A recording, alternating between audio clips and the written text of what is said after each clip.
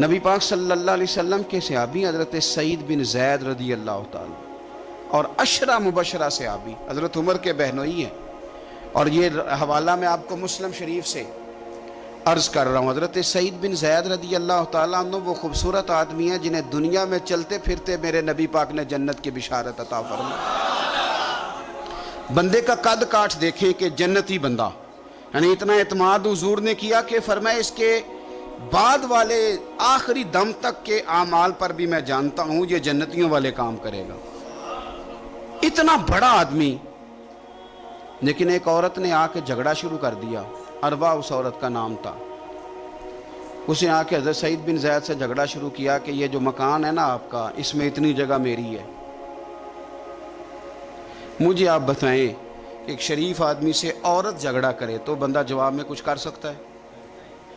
اب میری بات کو سمجھیں، اب شریفوں کی مجبوریاں تو سمجھیں کتنی زیادہ ہیں۔ بھئی ایک عورت آ گئی، اس نے دعویٰ کر دیا، اب بلا وجہ انسان کٹہرے میں کھڑا ہو جاتا ہے۔ یہاں کو بندہ آگے کہہ دیتا ہے، کہتا ہے جی میں نے 20 لاکھ روپیہ لینا ہے، تو شریف آدمی ادھر کیا کرے گا؟ وہ تو مفت میں، اور دائیں بائیں بیٹھے لوگ ویسے ہی پریشان ہو جائیں گے کہ پتہ نہیں کوئی بات ہوتی ہے تو کوئی آتا ہے نا۔ اس نے کہہ دیا کہ مکان میں میرا حصہ ہے، اور کہہ کسے دیا؟ اسے جن کے اعمال کے صحیح ہونے کی گواہی مدینے والے رسول نے عطا فرمائی۔ اس نے کہا جناب یہ مکان میں میرا حصہ ہے۔ اب حضرت سعید بن زید رضی اللہ تعالیٰ عنہ فرمانے لگے یہ زمین اسی کو دے دو۔ ختم ہو گئی بات۔ شریف آدمی کیسے جھگڑا کرے؟ اب میں آپ کو ایک بات بتاؤں، اگر اس طرح بھی بندہ کر دے تو باتیں پھر بھی ہوتی ہیں۔ لوگ کہتے ہیں بلا وجہ تو نہیں نہ دے دی، ایسے تو نہیں نہ کوئی دے دیتا 4 مرلے، او بھائی ایسے تو نہیں نہ۔ فوراً فرمایا حضرت سعید بن زید، فرمایا دے دو اسے۔ تو آپ کے اہل خانہ کہنے لگے حضور جب آپ اسے کیوں دے رہے ہیں؟ فرمایا تم دے دو۔ میرے نبی پاک صلی اللہ علیہ وسلم نے فرمایا جس نے ایک بالشت زمین پر ناجائز قبضہ کیا، اللہ قیامت کے دن 7 زمینوں کا توق بنا کے اس کے گلے میں ڈال دے۔ فرمایا اٹھانے دو اسے، توق اسے اٹھانے دو۔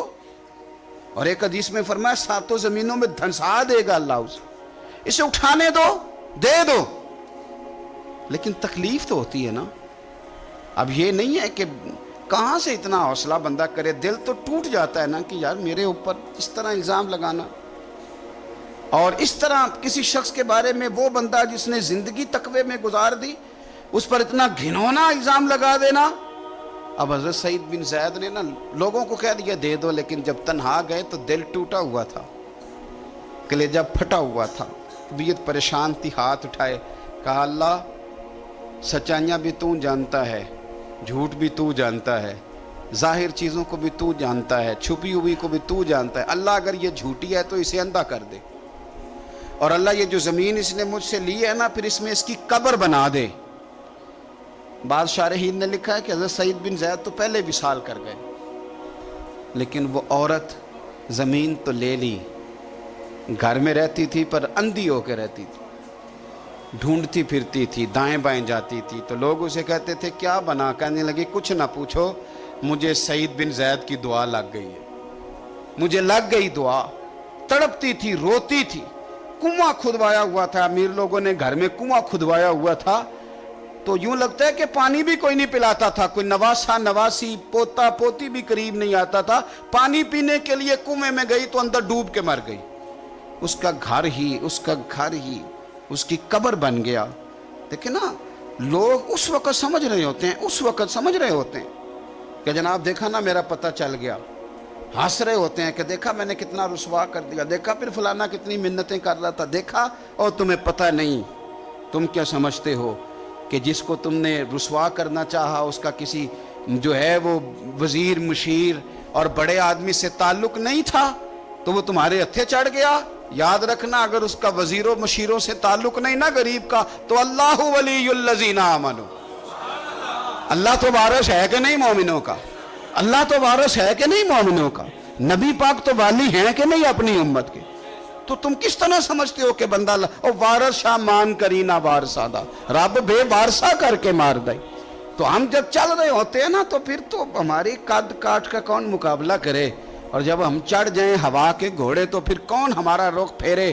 لیکن یاد رکھنا ایک عدل کرنے والی ذات ہے. جب لگامیں کھینچتی ہے تو پھر لوگوں کو کوئی چارہ. اپنی زندگی کے اندر کبھی بھی کوئی کام ایسا نہ کریں, کبھی بھی.